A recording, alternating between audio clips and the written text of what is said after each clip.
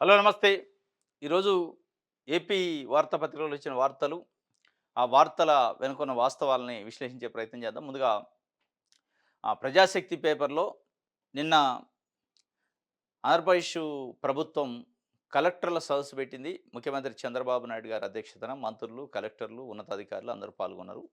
దాంట్లో చాలా కీలకమైన అంశాలు, చాలా అభివృద్ధి కార్యక్రమాలు, సంక్షేమ కార్యక్రమాలు, రాష్ట్రము, పెట్టుబడులు, భూముల సమీకరణ, భూముల సేకరణ, పెట్టుబడిదారులకి ఎంఓయూలు పెట్టుబడిదారులతోని కుదుర్చుకోవడం, వాళ్ళకి పర్మిషన్స్ ఈ రకరకాల విషయాలు మాట్లాడుతూ చంద్రబాబు నాయుడు గారు అంటే శాఖలకు ర్యాంకులిచ్చారు. అధికారులకు ర్యాంకులు ఇస్తామని చెప్పారు కలెక్టర్లకి.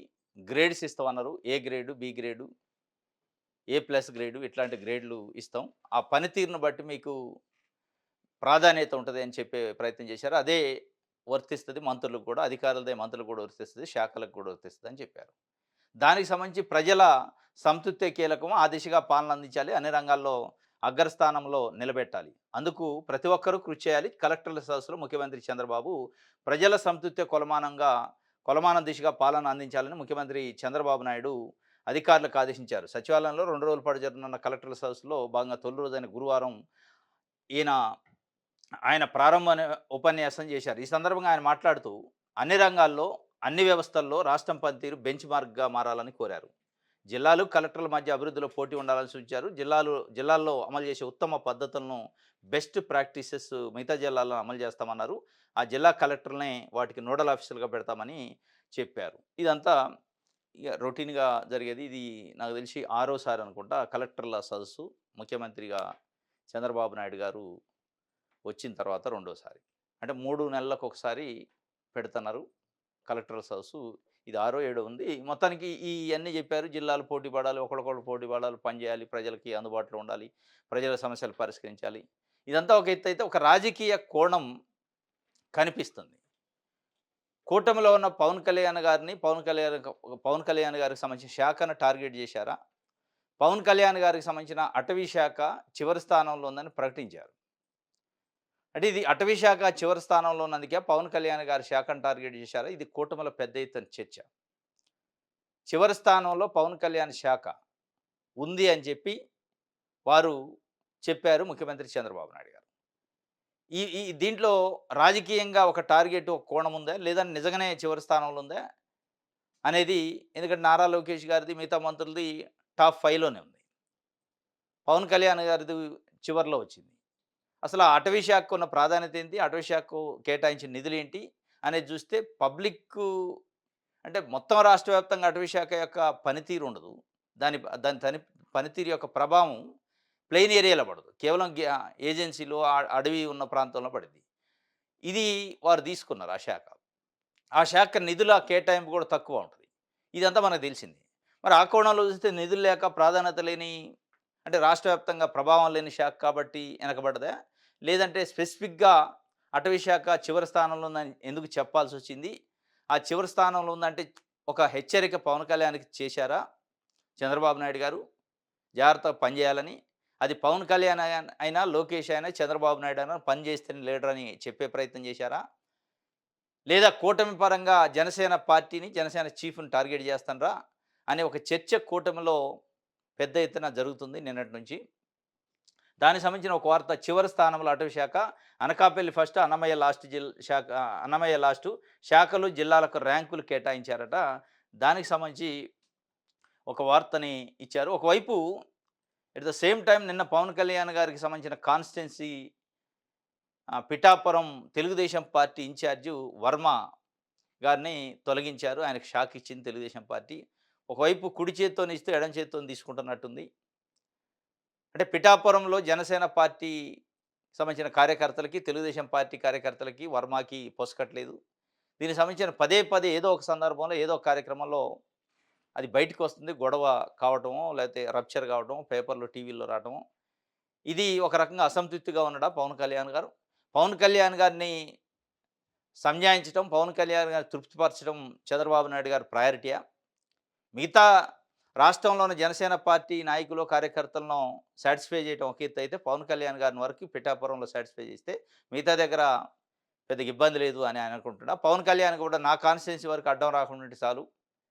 మిగతాది ఎట్లున్నా ఎందుకంటే చాలా కాన్స్టిట్యున్సీలో జనసేన, తెలుగుదేశం పార్టీ కార్యకర్తల మధ్య పొరపచ్చాలున్నాయి. గ్యాప్స్ పెరుగుతున్నాయి. కానీ ఎక్కడా లేని సమస్య పిఠాపురంలో ఎందుకొస్తుందంటే చంద్రబాబు నాయుడు గారు, లోకేష్ గారు ఏం చూస్తారంటే పవన్ కళ్యాణ్ గారిని సాటిస్ఫై చేస్తే చాలు. మిగతా పార్టీ, మిగతా రాష్ట్ర నాయకులు, ఇన్‌చార్జీలు, ఎమ్మెల్యేలు వాళ్ళది పెద్దగా సమస్య కాదు. ఈయనొక్కడిని మనం తృప్తి పరచగలిగితే మిగతాది ఏం కాదనే ఉద్దేశ్యంతోనే వర్మని ఒకవైపు పక్కన పెట్టారు.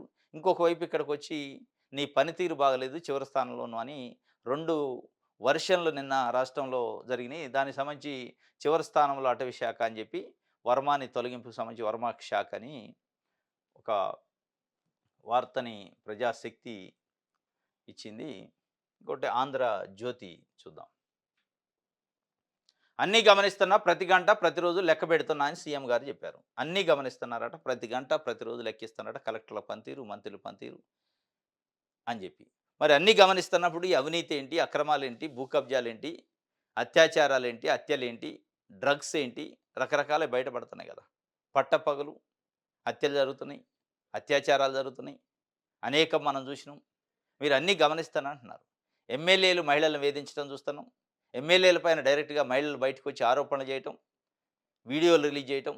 అది జనసేన కావచ్చు, తెలుగుదేశం పార్టీ నాయకులు కావచ్చు, కార్యకర్తలు కావచ్చు, ఎమ్మెల్యేలు కావచ్చు వాళ్ళ పైన అనేక ఆరోపణలు వస్తున్నాయి. ఇది మరి అన్నీ గమనించుకుంటూ ఎందుకు చూడకుండా అంటే చూసి చూడనట్టు వదిలేస్తున్నారా? ఇసుక ఉచితం అనే పేరుతోనుంది తప్ప అక్కడ ఉచితం లేదు అని ఒక టాకు ప్రజల్లో చర్చ జరుగుతుంది.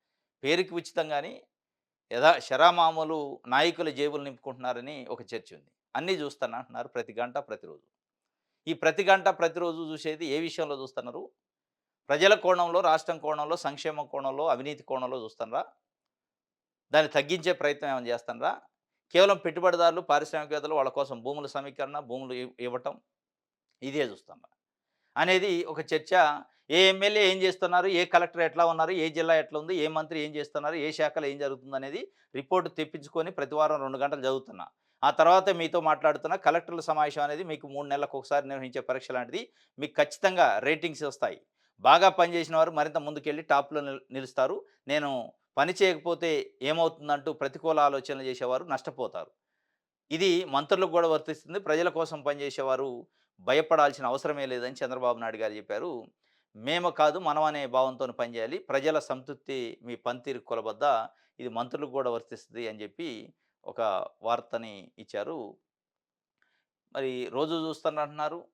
షరామామూలుగా ప్రభుత్వ పనితీరులో గాని, ప్రభుత్వంలో జరిగిన అవినీతి గాని, అక్రమాలు గాని, కబ్జాలు గాని, ఇసుక, ల్యాండు, లిక్కరు లాంటి విషయాలలో జరుగుతున్న మాఫియా గాని దాన్ని కంట్రోల్ చేసే పని చేయాలి మీరు.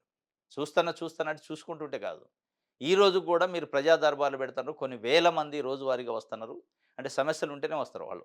అన్ని పనులు వదిలిపెట్టుకొని, ఛార్జీలు పెట్టుకొని, మీ ఆఫీసుల చుట్టూ తిరుగుతున్నారు ప్రజా దర్బార్ కంటే సమస్యలు ఏ స్థాయిలో ఉన్నాయి, అధికారులు ఏ స్థాయిలో పనిచేస్తున్నారు, మంత్రులు ఏ స్థాయిలో పనిచేస్తున్నారు, ప్రభుత్వ పనితీరు ఎంత అద్భుతంగా ఉంది అనేది దాన్ని బట్టి అర్థమైంది. మరి అన్నీ చూస్తున్నారు. వాళ్ళ బాధలు తెలవట్లేదా? కొన్ని వేల మంది ప్రజా దర్బార్‌లకు వస్తానంటే, ఏ స్థాయిలో సమస్యలున్నాయనేది పరిష్కరించాలి గదా! అనేది ఒక వర్షన్. ఇంకోటి ఏపీలో ఫేక్ ప్రచారం పీక్స్‌కు పోయిందట. వ్యక్తిగత దూషణలు, వదంతుల వ్యాప్తిలో అగ్రస్థానంలో ఉందట ఏపీ. ఏపీలో ఫేక్ ప్రచారం అంటే తప్పుడు ప్రచారాలు పీక్స్‌లో ఉన్నాయట. ఎక్కువున్నాయట. అని చెప్పి ఒక రిపోర్ట్ వచ్చిందట. దేశంలో 40% తప్పుడు ప్రచారాలు మన రాష్ట్రంలో ఉన్నాయని NCRB national crime bureau records అని చెప్పి ఒక నివేదిక ఇచ్చింది. దాంట్లో అంటే ఆంధ్రజ్యోతి చెప్తుందేందంటే రాష్ట్ర ప్రభుత్వం పనితీరు చాలా అద్భుతంగా ఉంది. కానీ ఫేక్ ప్రచారం చేస్తున్నారు అని చెప్పి ఆ రిపోర్ట్ చెప్పిందట. రిపోర్ట్‌ని విశ్లేషణ చేసి వాళ్ళు రాశారు. ఎన్‌సీఆర్‌బీ నివేదిక 2024 కేంద్రం వెల్లడి. రాష్ట్రంలో కూటమి అధికారంలోకి వచ్చాక మహిళలు, చిన్నారులపై తగ్గిన నేరాలు. ఎస్సీ, ఎస్టీలపైన దాడులు తగ్గుముఖం, సైబర్ నేరాలు, బాల నేరస్తుల సంఖ్య పెరుగుదల. రాష్ట్రంలో కూటమి అధికారంలోకి వచ్చాక మహిళలు, చిన్నారులపైన తగ్గిన నేరాలు, ఎస్సీ, ఎస్టీలపైన దాడులు తగ్గుముఖం అని చెప్పి రాశారు. మహిళలు, చిన్నారులపైన ఆహ్, తగ్గిన నేరాలు అయితే అంటే మీ పోలిక అంటే మీ భజన, మీ పల్లకి మోయటాలు చూస్తుంటే ఈ వార్త వెనుకున్న వాస్తవాలు ప్రభుత్వాన్ని వెనకేసుకొచ్చుకునే కార్యక్రమం. 2024లో తగ్గినాయందా? 25లో తగ్గినాయందా?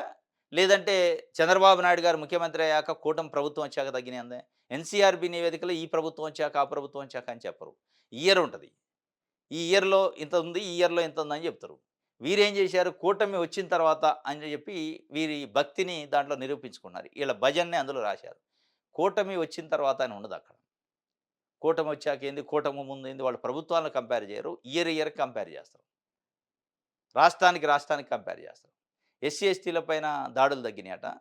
బాలికలు, మహిళల పైన దాడులు తగ్గినాయట. అర్వా శ్రీధర్ లాంటి ఎమ్మెల్యే డైరెక్ట్‌గా వేధింపులకు గురి చేస్తే ఒక మహిళ బయటకొచ్చి ఆవేదన వ్యక్తం చేసి రిప్రజెంటేషన్‌లు ఇచ్చి వీడియోలు రిలీజ్ చేస్తే ఆమె వీధిలో, నడి రోడ్డు పైన ఆమె పైన దాడి చేసే ప్రయత్నం చేస్తే మహిళల పైన అత్యాచారాలు తగ్గినాయా? మహిళల పైన దాడులు తగ్గినాయా? అనేక మంది ఈరోజు కూటమి ప్రభుత్వం వచ్చిన తర్వాత కూడా, అంతకుముందు లేవంటలేదు, ఇప్పుడు కూడా ఉన్నాయి. అంటే ఇక అద్భుతాలు జరుగుతున్నాయని చూపించే ప్రయత్నం ఎందుకు చేస్తాను? ఎంతమంది మహిళల పైన అత్యాచారాలు జరిగినాయి? ఎంతమంది బాలికల పైన అత్యాచారాలు జరిగినాయి? మనం చూడటంలే పేపర్‌లో, టీవీల్లో రిపోర్ట్స్ రావట్లే. ఎందుకు కప్పిపుచ్చే ప్రయత్నం చేస్తారు? ఇక ఎస్సీ, ఎస్టీల పైన దాడులు తగ్గినాయి.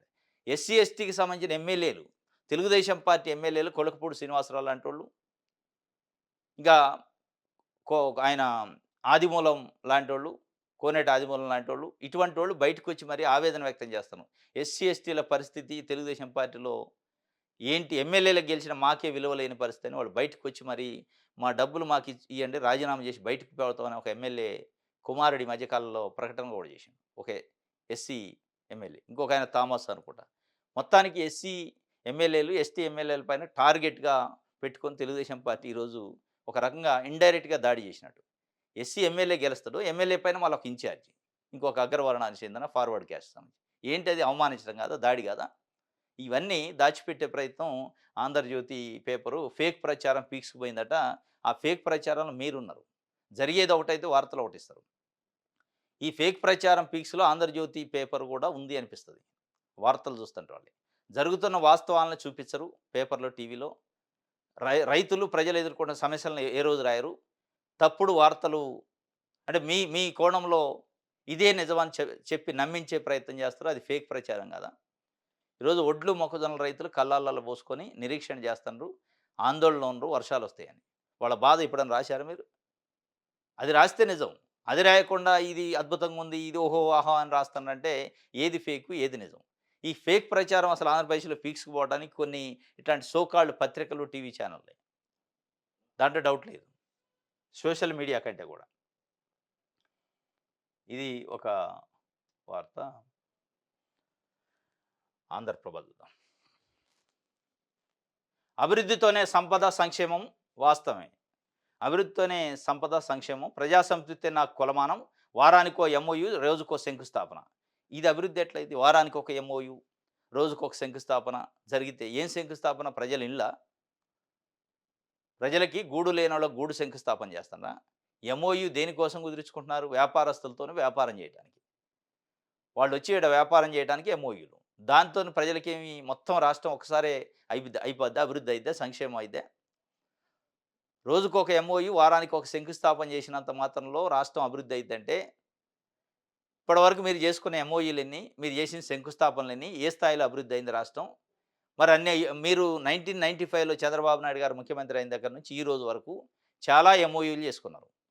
చాలా పెద్ద పెద్ద పేపర్‌లో ప్రకటనలొచ్చినాయి. చాలా శంకుస్థాపనలు కూడా చేశారు. మరి ఇన్ని ఎంఓయూలు, ఇన్ని శంకుస్థాపనలు జరిగిన తర్వాత కూడా, ఇంత విజనరీ పరిపాలన జరుగుతున్న తర్వాత కూడా రాష్ట్రం ఈరోజు అప్పుల పాలెందుకవుతుంది? మీ ఎంఓయూలో శంకుస్థాపనల ఫలితంగా రాష్ట్రం అభివృద్ధిలోకి పోతే, ఈ రోజుకి కూడా రూ. 523,00,00,000 పర్ డే అప్పు చేస్తే తప్ప రాష్ట్రం నడవని పరిస్థితి వచ్చింది.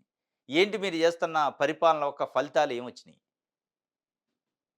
ఎందుకీ ఊకదంపుడు వ్యవహారాలు అనేది ప్రజల్లో ఒక చర్చ. ఏదో అద్భుతాలు జరుగుతున్నాయి, వికాసం అయితుంది, రోజుకొక ఎంఓయూ జరుగుతుంది, శంకుస్థాపనలు జరుగుతున్నాయి. ఈ శంకుస్థాపనలు, ఎంఓయూలు, ఈ అయోమయం, ఆందోళన, గందరగోళం చేసి అయిపోతుంది, ముందుకు పోతుందంటే ప్రజలు అక్కడే ఉన్నారు. రాష్ట్రం అక్కడే ఉంది. రాష్ట్రం అప్పుల్లోనే ఉంది. ప్రజలు అప్పుల్లోనే ఉన్నారు. ప్రజలకు అదే వాళ్ళ ఆందోళన. ఇల్లు గవర్నమెంట్ ఇస్తే బాగు, తినడానికి తిండి గింజలు ఇస్తే బాగు, సబ్సిడీలు ఇస్తే బాగు, ఉచితంగా ఏదైనా ఇస్తే బాగు అని ఎదురు చూసే పరిస్థితులే ఉన్నాయి. ఏంటి మీ శంకుస్థాపనల వల్ల, ఎంఓయూల వల్ల, పెట్టుబడిదారీ విధానం వల్ల, మీరు చేసిన విజనరీ పరిపాలన వల్ల ఉపయోగం? రాష్ట్రం అప్పుల పాలైంది తప్ప ఏమైంది? ఇప్పుడు మీరు సీట్‌లో కూర్చున్న తర్వాత 2024 నుంచి ఇప్పటికి 3,00,000 కోట్లు దాటింది అప్పు. అదేనా? రోజుకొక ఎంఓయూ శంకుస్థాపన ఫలితం? అనేది ప్రజలు మాట్లాడుకుంటున్న పరిస్థితి. ఇది ఒక వార్త. మేము సాధించిన విజయాలు ఇవిగో సూపర్ 6 సెంచరీ దాటారట. 23 నెలల్లో ప్రజామోదం పొందాము. మేము సాధించిన విజయాలు ఇవిగో సూపర్ 6 అయిందట. ఎక్కడైంది? మహిళలకు ఇస్తానన్న 1500 ఇచ్చారా? ఇవ్వలేదు కదా! అది ఇస్తే కదా! నిరుద్యోగ భృతి ఇచ్చారా? 20,00,000 ఉద్యోగాలు 5 సంవత్సరాలు అన్నారు. ఎన్నొచ్చినాయి ఇప్పటికి ఉద్యోగాలు? 2 సంవత్సరాలు పూర్తిగా వస్తుంది. ఇంకొక 4 నెలలైతే. ఇంకో 2 నెలల్లో 2 సంవత్సరాలు పూర్తయితాయి. ఎన్ని ఉద్యోగాలు ఇచ్చారు? 20,00,000 ఉద్యోగాలు 5 సంవత్సరాల్లో అంటే సంవత్సరానికి 4,00,000 ఉద్యోగాలు.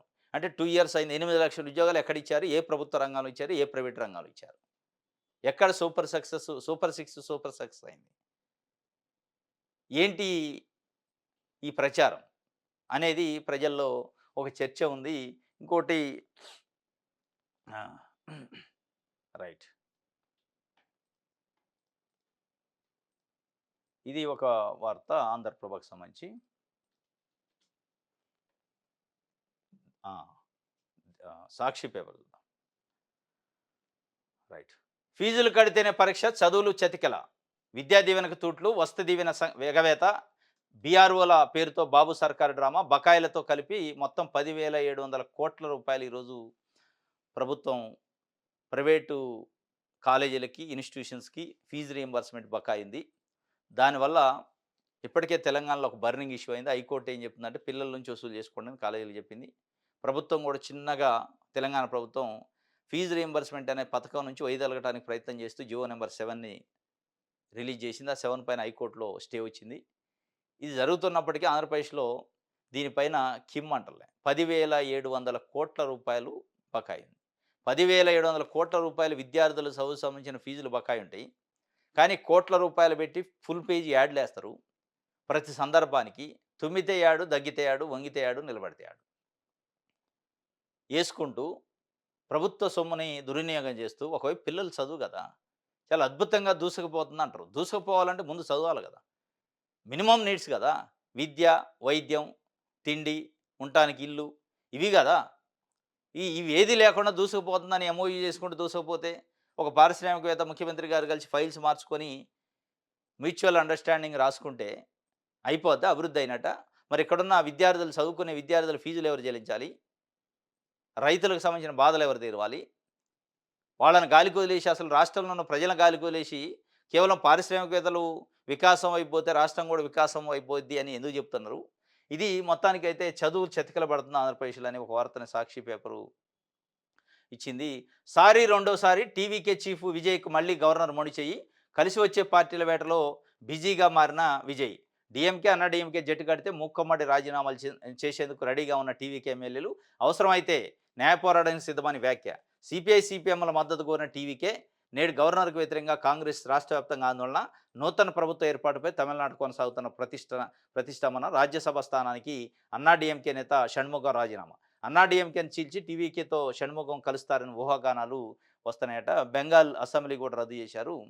ఎందుకు బెంగాల్ అసెంబ్లీ రద్దు అనేది చర్చ వచ్చిందంటే మమతా బెనర్జీ నేను రాజీనామా చేయను, ఇది కరెక్ట్ జరగలే ఎన్నికలు, ఇది ఎన్నికలు బీజేపీ టీఎంసీ మధ్య జరగలే, ఎలక్షన్ కమిషన్కి టీఎంసీకి మధ్య జరిగింది, అక్రమాలు జరిగినాయని రాజీనామా చేయను. అంటే ప్రజాస్వామ్యంలో రాజ్యాంగబద్ధంగా ఏర్పడ్డ ప్రభుత్వాలు నేను రాజీనామా చేయనంటే కుదరదు. ఏ ఓడిపోయిన ముఖ్యమంత్రి అయినా రాజీనామా చేయనని అంటాడు. రాజీనామా చేయడం ఎవరికి ఇష్టం ఉండదు. పదవిలో కూర్చోవాలని ఉంటుంది.